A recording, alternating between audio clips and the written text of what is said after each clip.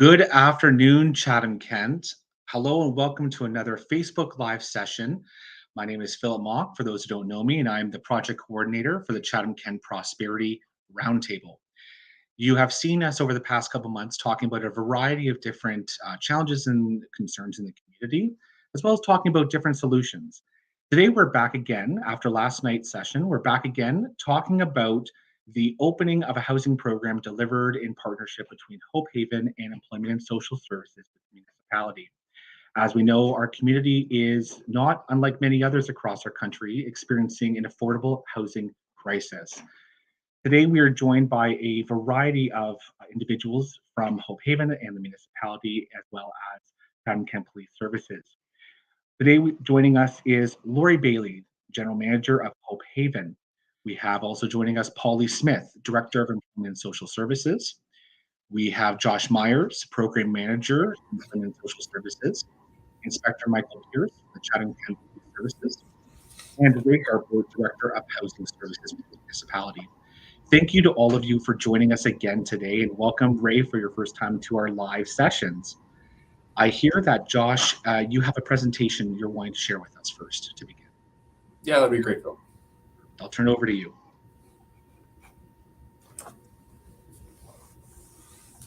So first off, thank you all for joining us today. What I'm going to start off with doing is just going through a very brief presentation on the services that we've been offering in the municipality to respond to the homelessness crisis that we are facing and the increases that we've seen as a result of the pandemic. I'm going to spend a little time on that, but then we're quickly going to go to the phone or to the comment lines to respond to any of your questions and concerns that you might have. Next slide, please. And the next slide. So currently, the municipality is delivering the Emergency and Rapid Rehousing Program to provide those in need with safe overnight accommodations with 24/7 staff that are trained to assist people in connecting with the services that they need. This program was created in response to the pandemic as homelessness in the community increased significantly. Our lease is expiring, and we do not have the provincial funds to continue this program on a similar scale. Next slide, please. The Emergency and Rapid Rehousing Program has made a meaningful difference. Since implementing this program, 130 people have been housed directly from an emergency housing bed. 75% are still housed after 6 months, and 499 unique people in Chatham-Kent have been housed through CK Cares programming through the pandemic. Next slide. Now, despite the success of this program, the need for emergency housing remains high. Every month, new people fall into homelessness, while others are helped to return to housing. Right now, we are seeing, on average, 6 new households fall into homelessness every single week. And with the closure of the Travelodge and limited affordable motel rooms, many will have nowhere to go. All of Ontario, including Chatham-Kent, is experiencing a housing crisis. Housing is becoming more expensive and harder to find. In Chatham-Kent, we have a low vacancy rate of 1.2%, while in 2019 it was 2.9%. Rent is increasing while incomes are stagnant. Social assistance income has not changed since 2019, at which time it changed with respect to the cost of living at that time, so I believe it was 1%. The average market rent for a one-bedroom unit is up 66% since 2015. Next slide. The housing crisis is contributing to the increased need for emergency housing. 150% increase in homelessness since 2019. 722 unique households experienced homelessness between April 2020 and October 2021. About 200 people have nowhere to stay every night. Next slide. Fortunately for the community, Hope Haven, who has previously delivered an emergency shelter in Chatham-Kent, has advised that they intend to reopen their overnight shelter. During the pandemic, Hope Haven has continued to serve the community by delivering much-needed day programming and overnight warming centers throughout much of the last 2 winters. ESS has experience in delivering housing-focused programming, while Hope Haven has experience as a shelter, and they own a building that is close to many of the services that those in need use. We know that doing nothing will only make the situation worse. So instead, the municipality is seeking council approval to partner with Hope Haven and assist them in delivering a program that is focused on ending people's homelessness. This work is difficult, and although Hope Haven plans to deliver this needed service, we believe that we are stronger by working together. A housing-focused shelter is a place where homeless individuals can come and access a safe place to sleep, but also the services that they need to return to housing. This is not a free hostel. And for those that access this, they will be attached to community supports who will develop individual case plans to help improve the person's situation. If someone is not interested in working with services, then this will not be the program for them. Our long-term goal remains to not have a shelter, which is one of the reasons why we've not pursued building one. That's not to say that emergency housing will not be needed in the future, because it will, but we do remain hopeful that new affordable builds will help provide resources that will reduce the need on emergency housing, and at which time we can return to relying on local motel rooms. Although today's focus is on emergency housing, we know that we need to continue to develop and deliver both prevention programming and affordable and supportive housing programs. Next slide. We know that there are concerns with the number of potential beds in this proposal. Our reality is we do not have, nor have we ever had, enough resources to meet the need in the community. Despite the high need, we are expecting to have a homeless prevention budget reduction of over $3 million for this year. This funding was used to fund our current programming, so without it, difficult decisions have had to be made. Given this reality, we are pursuing a number of programs to address homelessness and housing precarity for a variety of needs. In addition to the emergency shelter, we are working to deliver a new transitional housing program for those interested in improving their job readiness and life skills. Chatham-Kent has also seen an increase in family homelessness, and given the shortage of available motel rooms, we are pursuing service agreements in order to prioritize families for what rooms are available. As difficult as this is to say, we've made decisions that we hope will prevent children having to sleep outside or in vehicles in this coming year. The number of people in our community facing the grim prospect of having nowhere to live is growing, while the resources to address the problem are shrinking. We do not have another option, and without these services, we can expect to see visible homelessness and tent communities become more prevalent. Hope Haven has advised that they are committed to filling the gaps in the community, with or without municipal support. We believe, however, that it is in the best interest of everyone in the community for us to work together, so this needed program is a pathway back to supports. But that doesn't mean that the community doesn't have concerns with this, fears, and questions. That is why we're holding these sessions, so that we can give concerned community members a chance to ask their questions and voice their concerns. We will then take these concerns and do our best to address them. Although we are seeking this partnership, we will be clear in sharing that the operational decisions and the programming surrounding that have not been finalized, nowhere near that. This is where we do need to hear from the public that will be impacted, so that our decisions on how to operate a program like this can certainly take that into impact. We need to be a good neighbor, regardless of where we are in the community. We have that mindset with all of the programs that we deliver. It is part of the housing focus plan. It is a focus on returning to being that neighbor, just like we would in any part of the community. So with that, I am going to pass it back to Phil, and we'll certainly jump to your questions. Josh, thank you so much for the presentation. It's really informative and important that we start with understanding what's going on and what the proposed solutions are that you're bringing forward for further discussion. I'm also glad you mentioned that, we're here today to listen to concerns and maybe some questions, but we're also here to look for some solutions. This is about a community coming together to foster and really build this housing program together. We talked about that last night in detail. Before we move on to some questions coming in, though, Josh, I just wanted to clarify. You said 1.2% is a vacancy rate. What does that really look like? Just to give people that understanding of how limiting housing is in this community. Yeah, so it's a difficult, I think, item to contextualize when we're looking at that percentage with respect to a vacancy rate. What I can certainly share is looking over the last 25 years, we've never had a vacancy rate that low. Going back 10 years ago, I believe vacancy rate was creeping around 9% at times. What that means for case managers that are trying to help people in a variety of circumstances to return to housing, often what that means is they might have 20 people that they're trying to help that month. And when they look on Kijiji or they look online, they might come across 1 to 3 units that are considered affordable. There might be long-standing units that make those lists go further, but for the housing that they're looking for, that we know are actually vacant at that time, the number is quite slim. And that would be one case manager of the many that work at Employment and Social Services in a variety of capacities looking to try and secure housing.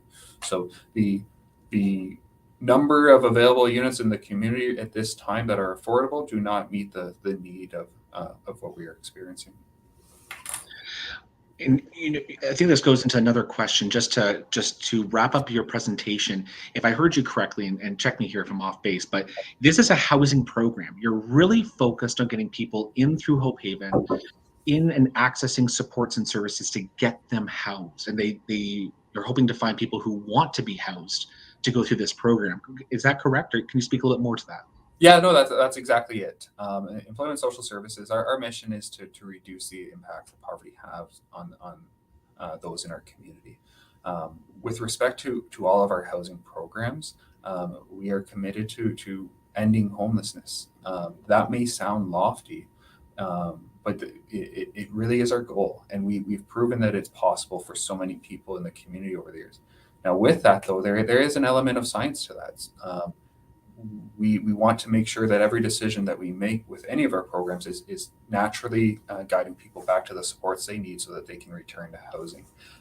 Now, that's not to discredit the hard work that Hope Haven has done over the years in providing a needed service, but I believe that together we can include access to our other programs so that when people are accessing emergency housing, they're quickly involved with our other housing support programs so that they receive those wraparound supports, that our conversations are regularly focused on housing.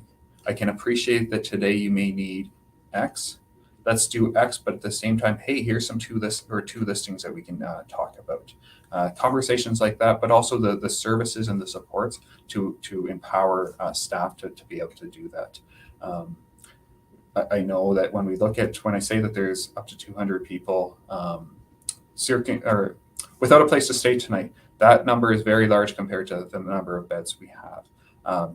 With respect to that, that is why we need to always be focusing on housing. If we were to provide a free hostel, if you will, then we would have a very quick backlog. We'd have people that are stuck in one position, and those that are needing that service, who are falling into homelessness this week, would have nowhere to go. So all of our programming is focused on being part of that pathway back to wellness and stability.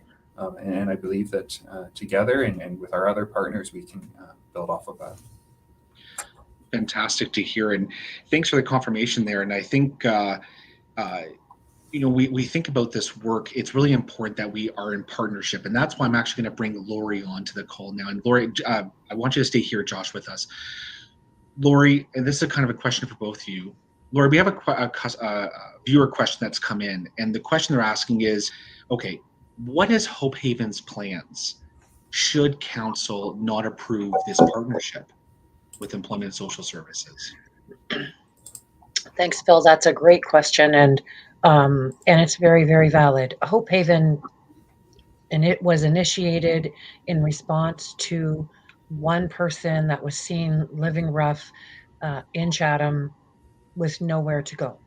And so based on that, when there is a need, and we have been serving a need, offering a day program right now for folks that are in the downtown area that don't maybe have access to food or a shower, laundry, etc. So we have been providing that access for them. So likewise then, if the need is increasing, as we know that it is, for emergency housing, and if it isn't available or it isn't enough, Hope Haven is going to step up and answer that need. And what that will look like is, it will look like Hope Haven again having an overnight program. We had one before. It's very different now. Our programming is very different now, thanks to a relationship that we've developed with the municipality. So we were staffed 100% by volunteers before. The population that we were serving was different before, but we would open again. And unfortunately, in the absence of the support of the municipality, it would be harder for us to ensure those wraparound supports existed for people that truly need them. Absolutely. And so if I heard you correctly there, Lori, it's, you're recognizing, just as Josh was speaking to, you're recognizing that increased need in this community, and partnership has already been established between yourself and Employment and Social Services for some time. It's been a great partnership working well together. But if this can't be formalized, you're still going to continue with the plans of opening up for an overnight capacity for overnight sheltering. Yes, absolutely. Fantastic. And Josh, I kept you here as well because I wanted to sort of open the question to both of you and chat a little bit more about what this partnership could look like. Josh, you already mentioned some systems and supports you're going to be bringing into this. I know logistics are still kind of up in the air, but are you able to provide some concrete examples of how this could look like from both of your perspectives for the day program and overnight, how this will carry through if partnership continues? Certainly. So, what a formalized partnership would allow is with municipal staff who work and are trained in this field, but it also opens up to our partnerships through CK Cares, which is our coordinated access system. So currently, if someone is seeking emergency housing, certainly that is the need for today. But via coming in to access that service, signing consents, they immediately become part of our referral system. So we then look at expanding that to CMHA supportive housing program. Maybe they qualify for our Homes for Youth program, rapid rehousing case managers. So there's a number of different programs. CK Cares is a collaboration between CMHA, the Salvation Army, Chatham-Kent Women's Center, and the House of Sovereignty. All programs that deliver some form of supportive housing or homeless prevention programming. So we're able to work together in a more efficient way. Unfortunately, CK Cares is also a way for us to triage. When we don't have enough supports, we're then looking at who is in the most need and what are their needs so that we can match what limited supports we have to them. So those are certainly the formal, I think, additional partnerships that come from this. But I will share that there is a large community initiatives surrounding this. We have Rock Missions, we have United Way, we have the Chatham-Kent Community Health Teams. Forgive me, there is a number of groups. Indewell certainly is looking to expand that are working to address this, and not that the municipality is the gatekeeper of these relationships or partnerships, but I know that this would be the first step, and so night programming would open up doors to those for, I think, don't want to say professionalized supports, but in a way that is what would occur. Day programming that we would also be looking to expand on the hub model. Maybe there's an opportunity to have this service come on this day. Right now, with our emergency and rapid rehousing program, we've had a great partnership, thanks to Sherry Saunders at the Chatham-Kent Community Health Teams, where they are bringing over a nurse practitioner so that people can also, while they're searching for housing, access the medical supports that they need so that their health is improving, so that when we can get them housed, it's more likely that they're going to be able to maintain that housing. A lot of things like that, the focus would be as many services as we can wrap around somebody so that we can end this quickly. And I'm sure Lori would agree, so that we can close Hope Haven's doors very quickly or quickly as possible, and then focus on the daytime services that there's another group that certainly needs that. Josh, thank you for bringing that into some perspective. I think it's really important that, and I think, Lori, you actually spoke to this last night, that centrality, that bringing the services to where the people are at. And that's a huge benefit for individuals who might not be able to access transportation or not know where those services are located across the community. And so, Lori, turning it over to you as well around this question, can you share a little bit about what the day program is doing currently? Because it sounds like it's been in operation for a period of time now. And share a little bit more about what the hopes and plans are for Hope Haven. Sure, Phil. So the day program, we've been there 7 days a week with our day program for over a year, and before that, 3 days a week. We're open every day, offering a meal, emergency clothing, emergency food. People can come in and do their laundry and have a shower and just have a warm place to be or a cool place to be, depending on the time of year. Also have access to internet and telephone. Case managers are able to come there and chat with them. In the midst of the pandemic or the height of the pandemic, sometimes assessments were necessary and they were being done via virtual assessments, much like we're doing this, which is fine for you and I, but it may not be fine for someone that doesn't have a home or a computer or internet or any of those things are also we were having that was also happening in a private space within Hope Haven. So all of that would continue. The day program, I'm not going to lie, I was probably the hardest sell of all because I was a very big supporter of the overnight program, and I just wasn't sure what the need for the day programming was. And now I see that absolutely it's a different group sometimes, but it's a group that has need in the daytime just as much as the overnight need. So Fantastic to hear. That's again, kind of bring that back to that central point. You've brought so many different pieces of the puzzle together in one location under Hope Haven's roof. This is fantastic to hear. Thank you very much, Lori, for sharing a little bit more about that. I'm going to turn it actually back over to Josh, who's going to talk to us a little bit about a viewer question that's come in as well. Josh, a question that's come in is, how many people have been successfully housed over the past 12 months? And maybe you can speak a little bit more to that. Yeah, so I just quickly pulled up our database because some of the stats I was sharing were from different timelines. So in the last specific 12 months from today, 252 households. So I say households because some of those are families, some of those are individuals or couples. So 252 households. Couple that with how many people or households have fallen into homelessness. And there's certainly moments where I think I have to check myself because I've gotten very used to sharing statistics on programming. That's 252 households that needed housing in our community. It's hard not to I think, realize how many families and people that's impacted. 499 throughout the pandemic. The numbers are sobering, but it also it's something that when I look at the challenges that we're facing moving forward, when I look at the challenges with respect to cost of living, the cost of rent, it also gives me some hope that you know what, it can be overwhelming looking at all the big picture all the time. Sometimes it's very helpful to go back to that person today. And it's one of the things that my team shares with me often is what's our success story for today? What's our success story for this week? Who are we able to help?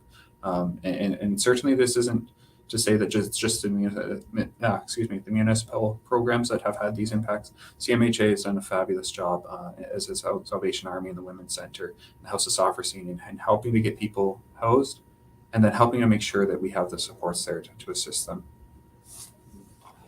I mean, 252 households, that is a significant number of households that have been supported. And is that just through Employment and Social Services, or it sounds like there's been other services involved in that network to get people housed as well? No, that is not just Employment and Social Services, that's CK Cares programming. So that is across all of the agencies that are combined effort in assisting those that need it. Okay, fantastic. And just before I let you go, Josh, just a viewer question that's popped in. Is this program going to just be for individuals, or is this also for families that are experiencing homelessness? And I mean specifically this housing program through in partnership with Hope Haven. Yeah, so that's a great question. This Hope Haven specifically will be for individuals. How we do intakes is something we are exploring, and I know that I've heard some concerns from the neighboring community and the business community that I believe that there's fears of queues. We need to explore that, and quite likely we'll have intakes offsite in different areas. It's something that we need to finalize, of course. But this is also why we need a place for individuals to go, because what limited available motel rooms that we can afford, we will be looking to reserve those for families or those with special priorities. Maybe it's mobility issues. So we will not be providing family services here, but that's not to say that families will not have an eligible or a suitable program to meet their needs as well. Absolutely. I mean, it might be easy to look at this like only one program, but there's a lot of services involved, a lot of different programs and streams involved. Services are available for different individuals depending on what they're needing at the moment. And sort of to bring us back to that housing piece. Josh, thank you very, very much for joining us right now. I'm actually going to turn it over to Ray Harper and Polly Smith. Polly Smith is, again, the Director of Employment and Social Services, and Ray Harper is Director of Housing Services for the municipality. Thank you both for joining us.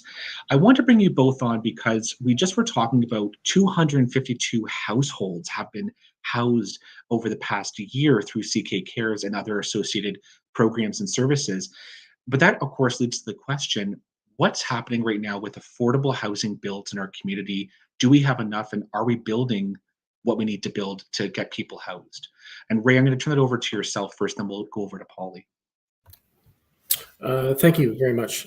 So right now, to answer the simple question of do we have enough? Absolutely not. Our community is in desperate need of more affordable housing.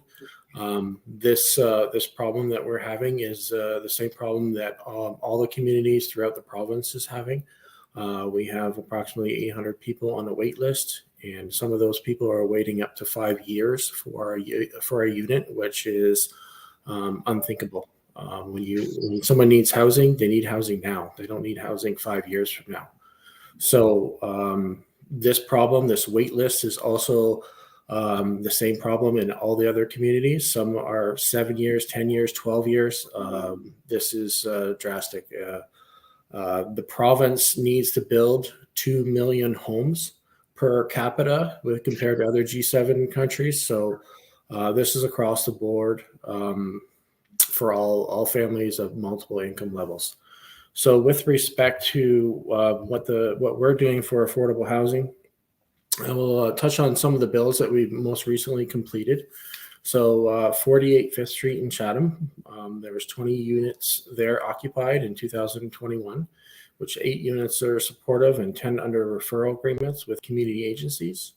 We have Villa View in Blenheim, and there were 7 affordable units for seniors in Blenheim, giving priority to Canadian veterans. The occupancy there was January 2022 of this year. We had 45 Missioner in Chatham. There's 12 units in rent supplement agreements with Chatham-Kent Housing Services, and the occupancy of there was autumn of 2020. And right now, our current affordable housing developments that are currently in construction, we have 14 Dolson Ave in Chatham. That's 22 unit build of 1-bedroom units of affordable housing offered through application to Chatham-Kent Housing Services. Occupancy expected for September of 2022 of this year. We have Wellington Street, Chatham, Ontario, of 4 community bedrooms and 2 units, supportive housing under referral agreements with Community Living in Chatham-Kent. The occupancy there is November of 2022 of this year. We have a George Street build in Ridgetown. That's going to be 22 units in a 2-level, 1-bedroom units of affordable housing offered through application through Chatham-Kent Housing Services. Occupancy there is expected of summer of next year, 2023. We have a 42 South End Crescent in Chatham. That is a 10 units of supportive community living owned by Chatham-Kent Community Living. Occupancy there is April of 2023. And then we have a most recent exciting announcement for the Rapid Housing Initiative, where we were successful with our funding application for $5 million to go towards building a 27-unit building at 99 McNaughton on some of our land there of a current social housing building. This will be 27 units that is targeted towards seniors, as well as a memorandum of understanding with the Women's Center to provide units to seniors, and all units offered to seniors through applications through Chatham-Kent Housing Services. And that occupancy is targeted for January of 2023. With regards to some of the ongoing efforts right now that we're going to further expand, one is in Blenheim. We're looking to build some family units on some municipally owned land in Blenheim because we really need some family units in that community. In Wallaceburg, we're working to develop large mixed and affordable housing builds on 2 different parcels of municipally owned land there, as well as in Chatham. We're looking to develop various mixed affordable market housing builds on various municipal Chatham-Kent lands. And a lot of these builds, we can't do it ourselves. So we're looking to further engage with our private and nonprofit housing providers, as well as private developers that have been working with us throughout the years to develop affordable housing. And whereas they receive capital funding and they provide housing solutions for us for 20 to 25 years, depending on those contribution agreements. Wow, Ray, that is exceptional to hear. That there sounds like there's a lot of builds happening in coming years, this year and next year. And congratulations on that successful grant application for those 27 units. That's unbelievable. Thank you very much, Ray, for sharing. This question I really wanted to get to because it's important to show how the program we're here to talk about today, which is that partnership between Hope Haven and Employment and Social Services, is the step in the right direction to help people get housed. And then you're coming in on the another piece to keep building that housing up. So there's housing for people who want that housing support. Thank you very much, Ray, for that answer. And Paul, I'm going to turn it to yourself as well. Can you give a little bit about, or help us understand from your perspective, what's going on with affordable housing? What are you seeing through your programming and through especially CK Cares? Thanks, Phil. One of the, there are opportunities. There are people that have been homeless or are homeless that are accepted into affordable housing, rent geared to income, and so on. They, under certain criteria, can be prioritized for that. So that certainly is part of the solution. There's also other programs that between us, our divisions operate that provide like rent subsidies that go with you, for example, if you qualify for that. So there are some options, and specifically, my division helps with keeping people housed, and so it's important that if people are getting into an arrears situation, to call us for help, 519-351-8573, and say what's going on, and our intake team will put them through to the right person to help them. Because we don't want people losing their, more affordable rents than to have to go to something that's more expensive, if that can be prevented. Another partner in our community that we work very closely with is the Chatham-Kent Legal Clinic, and they provide free or low-cost help to people that are facing eviction to ensure that their rights are maintained. So, they also recommend do not sign anything until talking to a lawyer. So they're lawyers and they will help you with that. And they're very, they do everything they can there at the Chatham-Kent Legal Clinic. So they're online if you want to Google them. The other thing that's sort of happening in the community is I think there's been a little bit of news on it, and it's still got a long ways to go, is the Indwell project. So Indwell offers affordable, supportive housing to individuals and families, and they have purchased the land at former St. Agnes School.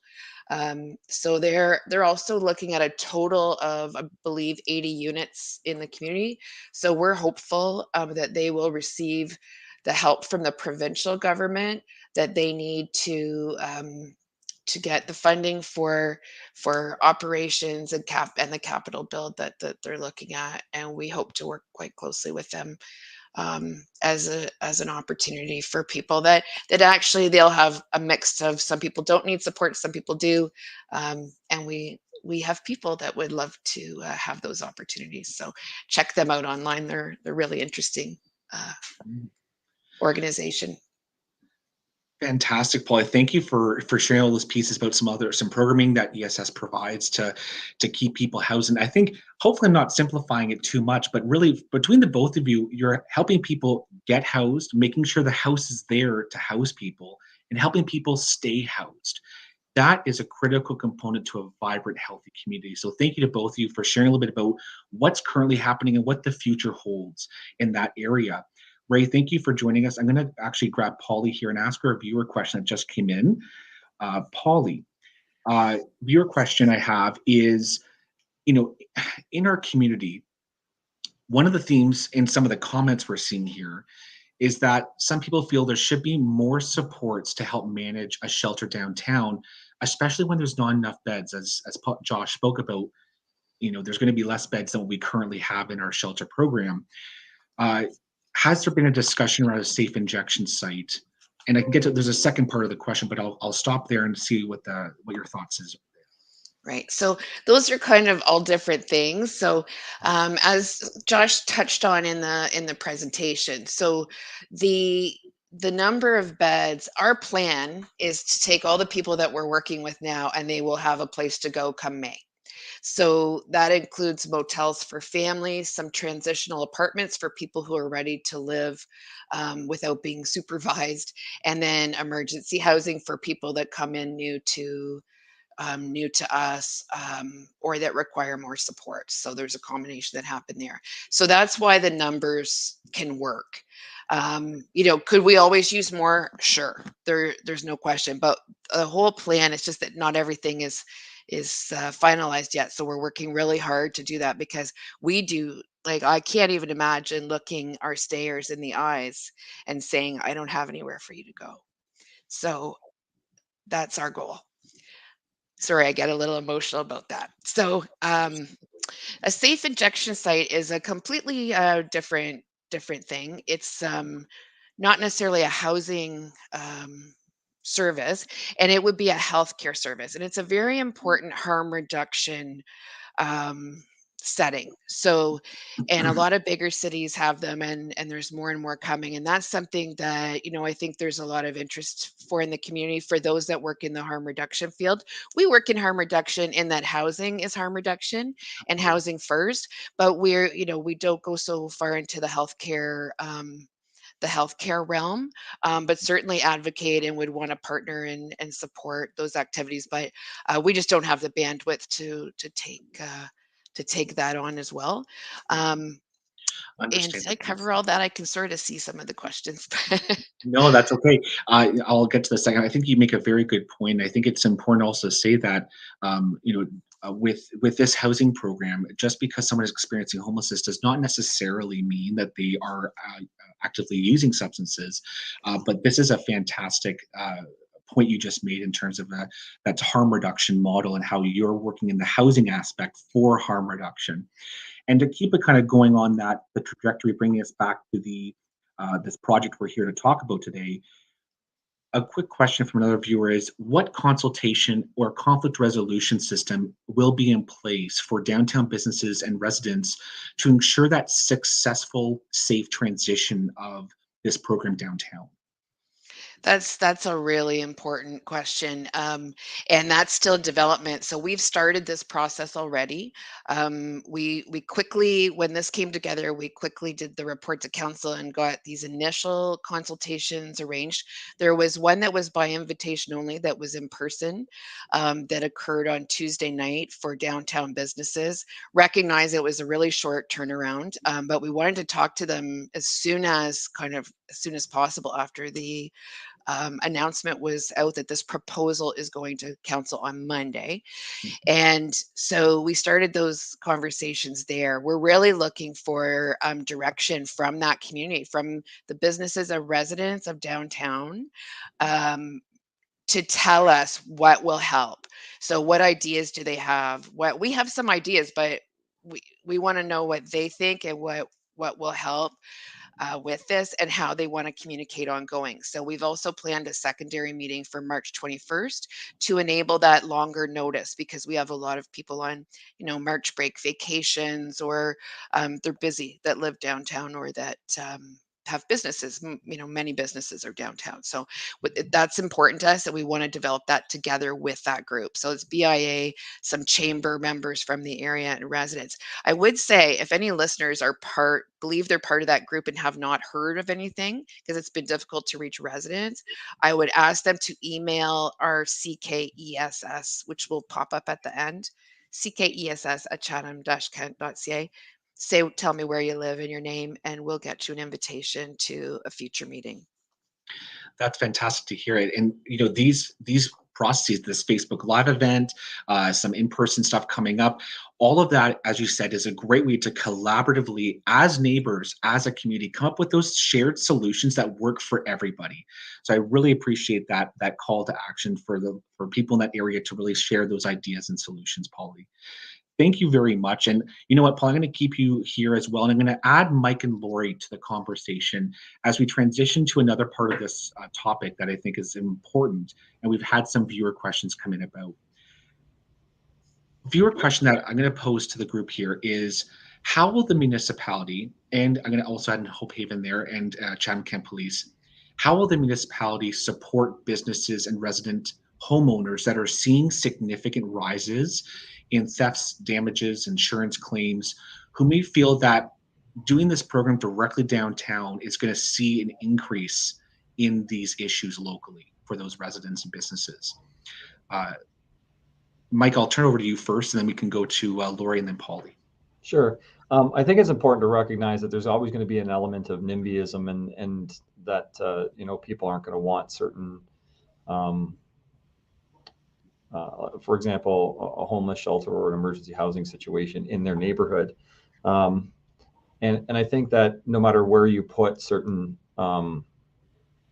places, there's never going to be agreement. And there's always going to be competing interests, and there's always going to be advantages and disadvantages to the location. What I can tell you about downtown is that, as we spoke about last night, we're moving forward with a CCTV camera program in downtown Chatham. We're optimistic that will roll out early in the summer. We've also been increasing training bicycle patrol officers. So that's something that we can deploy downtown. It's close to headquarters. Hope Haven is close to headquarters. So you're going to have a lot of police traffic, for lack of a better term, just by virtue of the proximity. I'll take this opportunity to sort of pump our security camera registry. For the viewers that aren't aware, we have a registry that anyone at either a home or a business can essentially inform us that they have cameras, so that if we are investigating a crime after the fact, we can access you and say, hey, can we have a look at your cameras, because we're now aware that you have a camera, and hopefully that will help with our investigation. So obviously we don't have direct access to the cameras. We can't look through your cameras. We will be able to look through the CCTV cameras. Those are in public locations, but we really want to take the opportunity for citizens to know, and downtown businesses to know, that if you have cameras or you intend on purchasing cameras, let us know and get on a registry, so that will assist with public safety downtown. We're also reinstalling, if you will, or reactivating our auxiliary program. So for the last couple of years with COVID, we haven't had auxiliary officers working. So we're going to be able to deploy auxiliary officers who are volunteers in the community, but they have a uniform, and they get paired with officers. We'll be able to deploy them in the downtown area as well as community events and that kind of thing. And then lastly, crime prevention through environmental design. Previously, we had officers attend businesses downtown to essentially evaluate their property, whether it be inside or outside, and how they can make their property safer, and target harden it so that someone that would want to commit a crime, it makes it more difficult. So we did that downtown. We're obviously offering that to Hope Haven, and provide recommendations for them. And if there are any businesses downtown that haven't taken advantage of that, I think we covered the majority of them. But if we haven't, please reach out to us. We're happy to do it. It's free. It doesn't cost anything. From that perspective, if we have, when we're talking about petty crimes, things like thefts after the fact, we've received, I guess, a few concerns that, we call the police and we have to wait a half an hour or an hour, to report my theft. We triage calls just like hospitals triage injuries or cases at the hospital.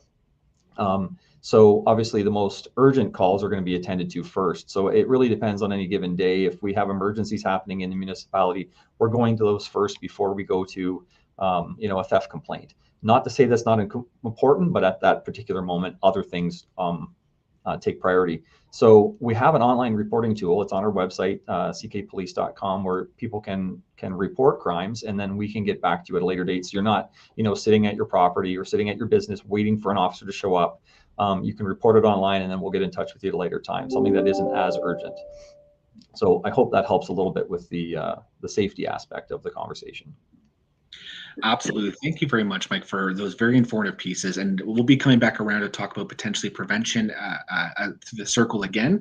And so we'll be right back at you. Lori, same question goes to you in terms of, there might be increased senses of insecurity or safety challenges that people are thinking are going to start rising downtown. As the general manager of Hope Haven, what are your thoughts on all of that? Thanks, Phil. Those are very, very valid concerns. I can tell you that I'm a resident of Chatham-Kent. I have a family in Chatham-Kent. I'm also concerned about safety. So I think, though, we could all agree that if somebody's mental health struggles and substance use is out of control, the likelihood is that or people that have those things in control for themselves are less inclined to be dangerous or to be volatile. So a couple of things I want to say. First of all, that is not that I'm not trying to say that everybody that comes to Hope Haven currently or in the future using our services has a mental health or addiction concern. But what I will say is for those that do, being able to come in and access services and be hooked up quickly with case managers that are working to help them through those problems and find the support that they need. If that's taken better care of, you are less likely to be what some would consider a dangerous individual. So I think that's really, really important for people to understand that, as Josh has said, we're not looking to open a hostel here. The whole goal is to offer a safe place for people to go to connect with services, to stay alive long enough to fulfill that and get their lives on track so that they don't need our services any longer. That's the whole goal. That's what this partnership is all about, to be housing focused and to make sure that people are well enough to sustain that housing. So that's critically important. And then as we get there, and everybody gets there at a different pace, then we have a good relationship with the police, and we intend to maintain that.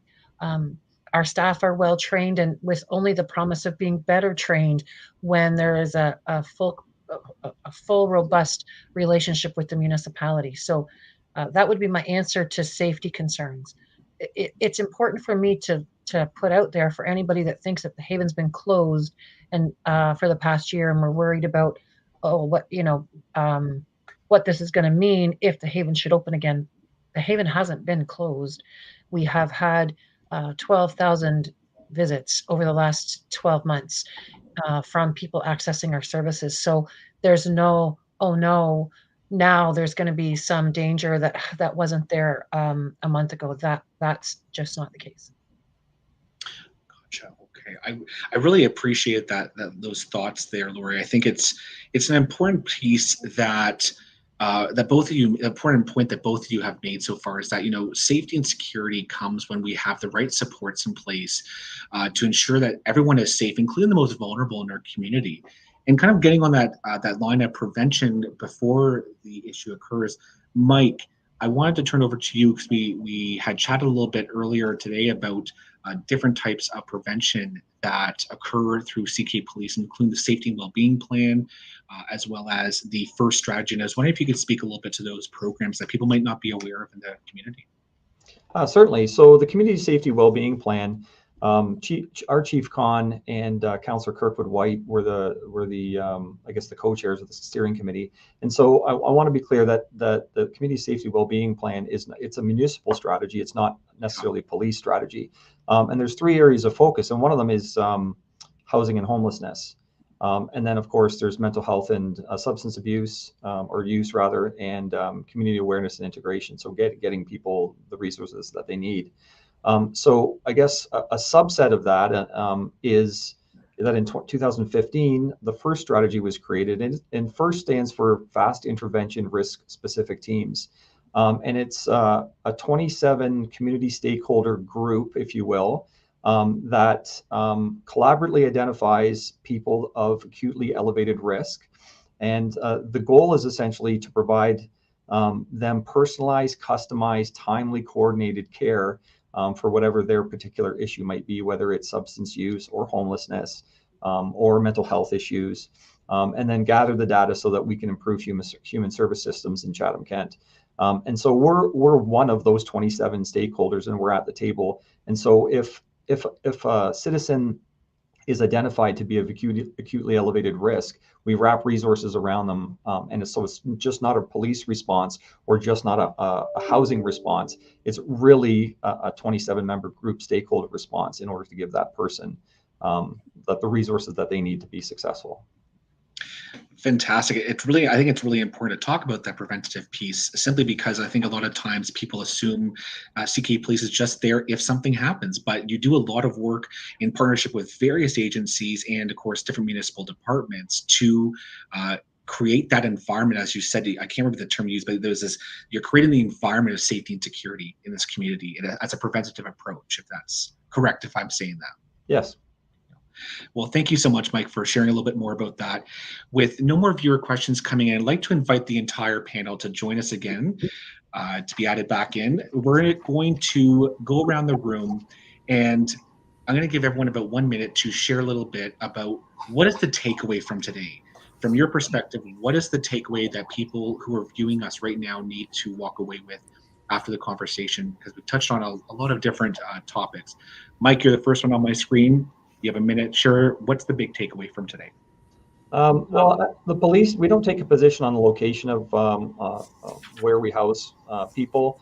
It's a complicated issue. We're keenly interested in being part of the conversation to collaborate with our municipal partners and our community partners in order to affect positive change and hopefully move the needle on a lot of these issues, whether it be mental health, but in this case, we're talking about homelessness. So we're very happy and keen to be part of that conversation and improve the lives of members in Chatham-Kent. Fantastic. Thank you so much, Mike. And Paulie, you're next on my screen. Paulie, tell us in a minute, what's the big takeaway from today? We want to keep talking. We want to keep listening, especially. It's really important for us to keep communicating. So there will be more conversations coming with dedicated groups downtown, but also with the larger community, because there's a lot of interest in this topic. I do ask we all remember that our homeless community members, you don't always know who they are. We can't make assumptions, and that they have the right to be here. They're community members, they're residents of Chatham-Kent. They grew up here. They're our kids, they're our brothers, or our sisters. And we know we've got a lot of work to do, and we're committed to doing it, to helping relieve some of the fears about moving downtown. Thank you so much, Paulie. It's clear that the passion is there to keep things moving in the right direction. Ray, yourself, in a minute, what is the big takeaway that you'd like people to know who are viewing with us today? Well, I think the big takeaway is that we have to work together in a variety of agencies, a variety of methods. Housing is a multi-pronged approach. We rely on the help and support with other than community members, such as our landlords. Our landlords are critical for us that work with us, our rent supplement, as well as our private nonprofit, our private developers that want to work with us. Healthy living and healthy community housing is a cascading effect to everyone, for those throughout the community, not just to the ones that need those services. So we have to stay agile. We have to take advantage of any type of funding opportunities. We have to stay innovative and think outside of the box, and make sure we're being aware and looking at what other communities are doing, what's working, what's not working. We're not trying to reinvent the wheel in all aspects. So, it's just that's just what we have to do in all regards. Thank you so much, Ray. And it's that piece of, we just keep building and finding those innovative approaches. I really appreciate your thoughts there, Ray. Josh, you're next to my screen. 1 minute. What's the big takeaway from today? For me, and it's regularly changing, but I think it always comes back to, I think everyone in Chatham-Kent wants a healthy community. And I think for us to have the healthiest community we can is to make sure that no one's left behind. The challenges that we're talking about today's focus is emergency housing. Last week's was homeless prevention. Prior to that was supportive housing. We're going to keep those conversations going because we know that this community has shown up on so many challenges to find new and creative ways, and we know that we're going to do it again. So we're also we're keenly interested on from the community on how they can be part of these solutions. So please reach out to us, give us a call. The email's at below. If you're a landlord or a property owner in the community interested in learning about our programs and how you can participate in that, certainly give us a call and we'll let you know what programs are available. Thank you for taking the time and thank you for keeping the conversation going. Thank you so much, Josh. And Lori, please share a little bit yourself as the 1 minute left. What is the big takeaway from today? Thanks, Phil. The most important part of all of this, truly, Hope Haven began out of a desire to really help people and to really ultimately help the community to be vibrant and to have really focused contributions made by everybody. And that has not changed. Lots of things have changed, and the pandemic really has changed all of us, including those affected by homelessness. But it's important for me to let people know that Hope Haven has been supported by this community. It has had just an abundance of wonderful support, and I really believe that we will continue to have that support. I know that we will be there. Our day program is going to be there no matter what. The overnight program is going to resume, and we really want to do it as a community partner. We really want to be viewed as somebody that's looking to solve this for the businesses in the downtown, for the residents in the downtown, and really and ultimately for the people that really need the support. You know, it's Lori, I really appreciate your sentiments there. And I think it's just important to say that regardless of how this pans out, everyone on this call is extremely passionate about helping build this community up, make it a vibrant, strong community. It already is, and we're going to make it even stronger.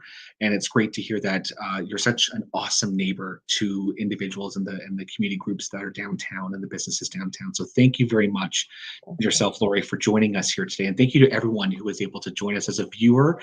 Just a couple pieces before we end for today. If you'd like to get in touch with Hope Haven as in to provide further support or to get involved, or even if you have any comments or questions, Hope Haven can be reached at 519-351-4010. If you have any further questions for this partnership between Hope Haven and Employment and Social Services, or you'd like further information, you can always reach out to Employment and Social Services. Their email is ckess@chatham-kent.ca. You can also reach them at 519-360-1998. Thank you to everyone who shared questions and comments, and we're excited to keep the conversation going.